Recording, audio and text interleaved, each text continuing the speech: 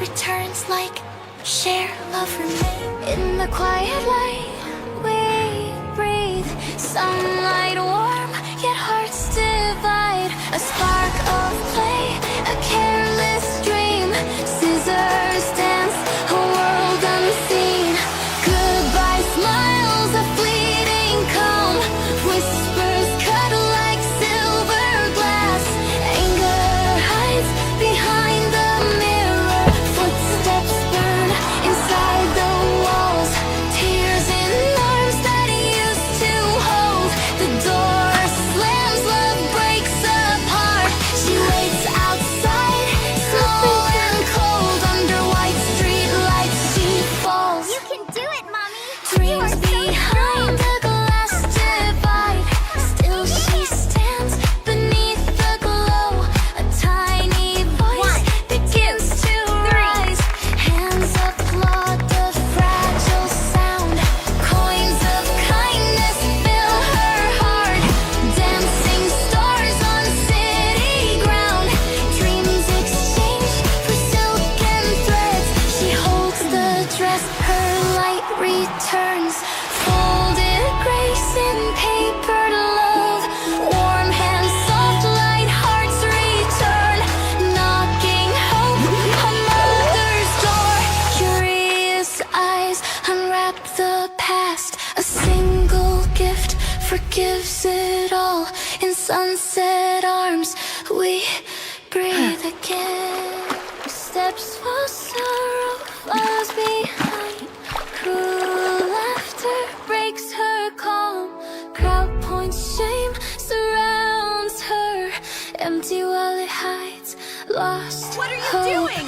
Silent tears blur her world. Flyers Let me go. rise, courage takes flight. Card of cookies, dream rolling. Coins trade, smiles exchange fast. She bends bottles for future. Hands give, small coin gleams. Heavy bricks test her strength. Earned reward warms her hands. Gentlemen, the last time you were intimate or tried to be, did you notice the difference? Not just in your ability to perform, but in the actual physical size before anything even started. Maybe you've stood in front of the mirror and thought, this isn't what I remember. This isn't how it used to look. Here's what's actually happening.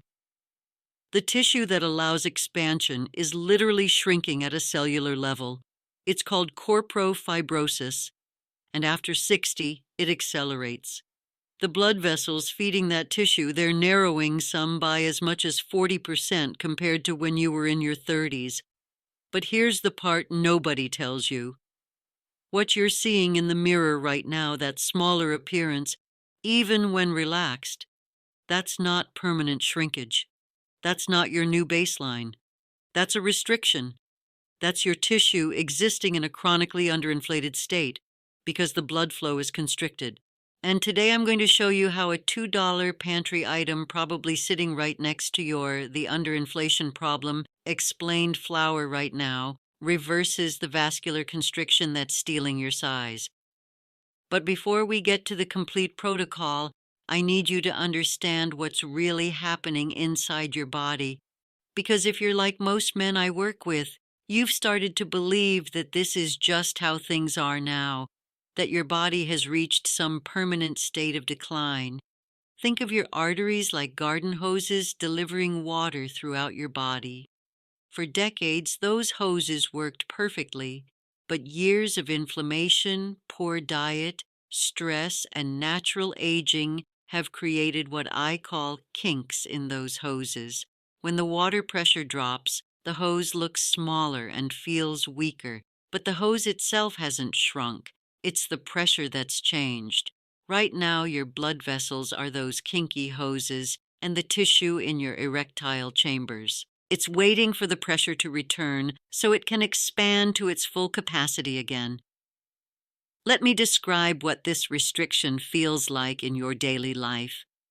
Tell me if any of this signs men ignore every day sounds painfully familiar. You wake up in the morning and there's no erection. Maybe you get one occasionally, but It's softer than it used to be, and it fades quickly sometimes before you even get out of bed. You're in an intimate moment with your partner. You're mentally engaged. The desire is there. You want to perform, but your body takes 5 minutes, 10 minutes to catch up. Or sometimes it doesn't fully engage at all.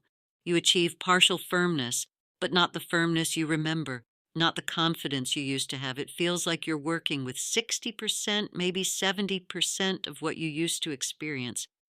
And when you look down in the shower or when you're getting dressed, you notice it looks smaller than it used to.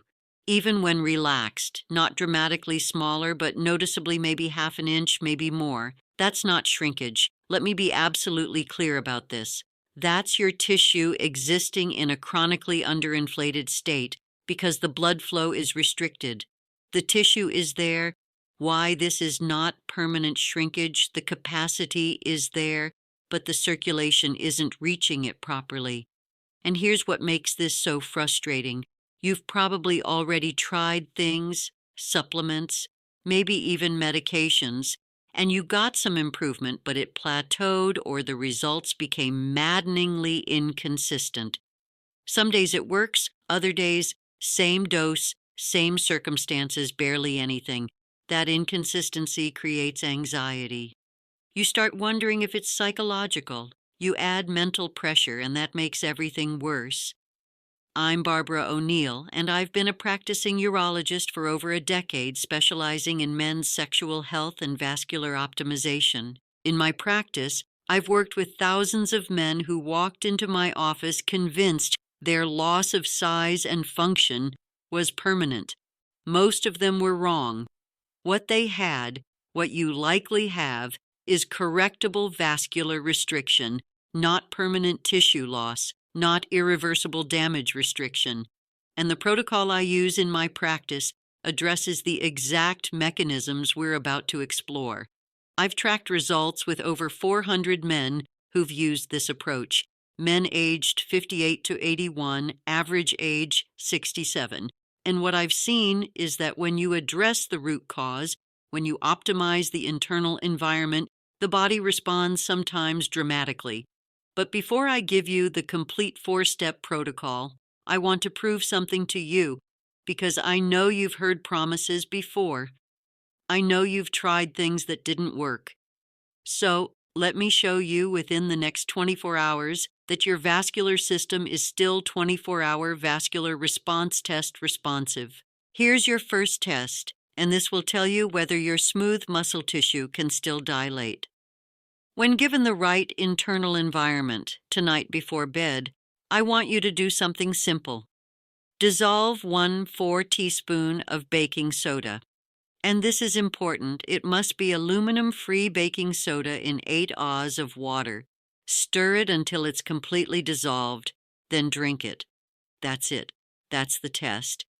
Now, when you wake up tomorrow morning, I want you to pay attention to your first urination, not just whether you go, but the quality of the stream, the pressure, the width, the trajectory. If your flow is stronger, and I mean noticeably stronger, not just slightly better, if there's fuller pressure, a wider stream, clearer trajectory, even the sound is different when it hits the water. That's your vascular system responding. That's proof your smooth muscle tissue can still dilate when given the right internal environment. And here's what matters. That same smooth muscle tissue that lines your urinary tract, it also lines your erectile chambers. If it's responding there, it's responding everywhere. Some men also notice that their first morning urination is clearer, less cloudy. That's metabolic waste being flushed more efficiently. But here's the critical part, and this is where most men stop and think they found the answer. That single dose only touches surface level acidity. It creates a temporary shift.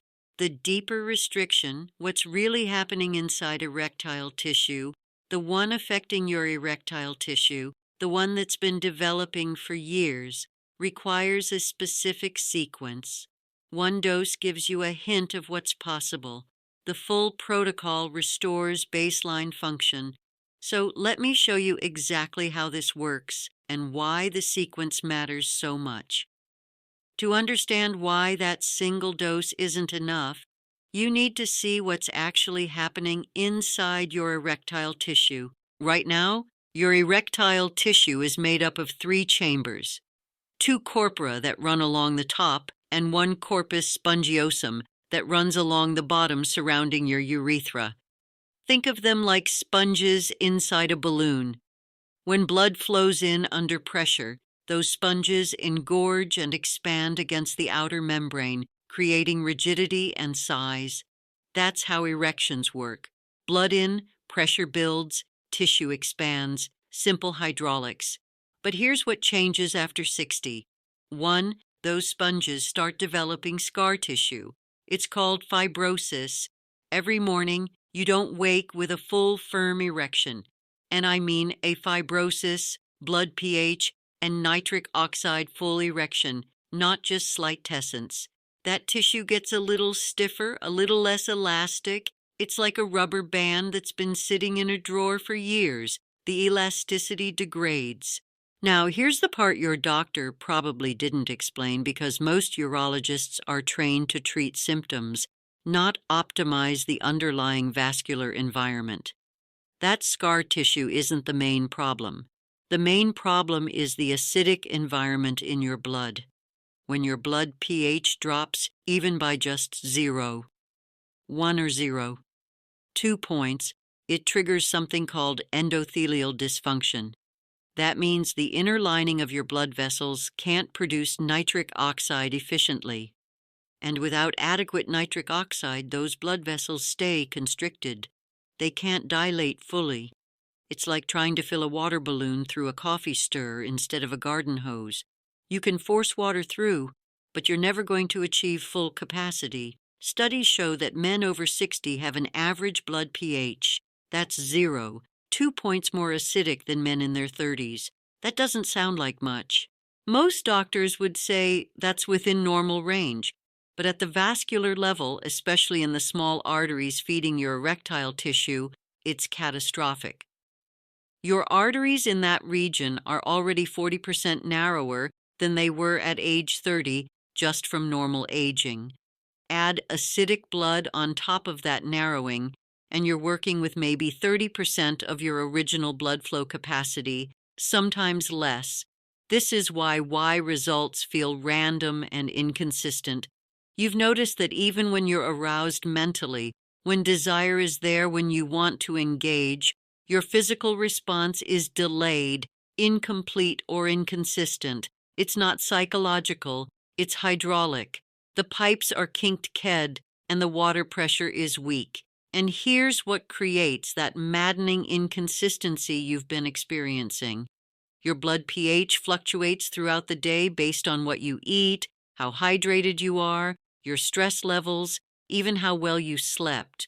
On days when your body happens to be slightly more alkaline, maybe you ate a cleaner diet, maybe you exercised and sweated out some metabolic acids, your medications and supplements work. Your nitric oxide stays active long enough to dilate your vessels. On days when you're more acidic, it fails. And here's the part that creates the most frustration. The part that keeps men up at night. You start to think it's psychological.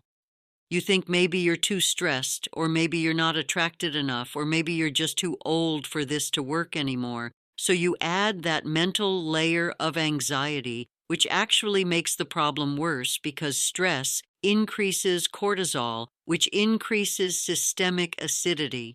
You end up in a spiral. The physical problem creates psychological stress, which worsens the physical problem. But when we shift your blood pH from acidic to alkaline, everything changes. Now here's where most men, and unfortunately most doctors, get this wrong. You've probably already tried allergenine supplements. Maybe you're taking citrine or even Y supplements, stop working prescription PD5 inhibitors like selenopil or tadalofil, and you got some results, maybe 60%, 70% of what you were hoping for, but then it plateaued or the results became inconsistent. Some days it works well, other days, same dose, same circumstances, barely anything. Here's why, and this is the missing piece that changes everything. Those solutions are trying to generate more nitric oxide. They're adding more gas to the engine, but if your blood is acidic, that nitric oxide breaks down within seconds of being produced. It's like pouring water into a bucket with a hole in the bottom. You can pour faster, but you're never going to fill the bucket. The environmental conditions are destroying the very thing you're trying to create. One man I worked with described it perfectly. He said, "I spent $400 on supplements over 6 months. I tried arginine, citrine, horny goat, even some proprietary blend from a YouTube ad, and I get maybe one good response out of every 3 attempts. It felt like my body was fighting me, like I was doing everything right, but getting random results." That's exactly what was happening. His body was producing nitric oxide from those supplements, but the acidic environment was destroying it before it could dilate his blood vessels properly. So he got occasional success when his body happened to be slightly more alkaline that day and failure the rest of the time. And here's the critical data that explains everything. Nitric oxide has a half-life of 3 to 5 seconds in an acidic environment. In an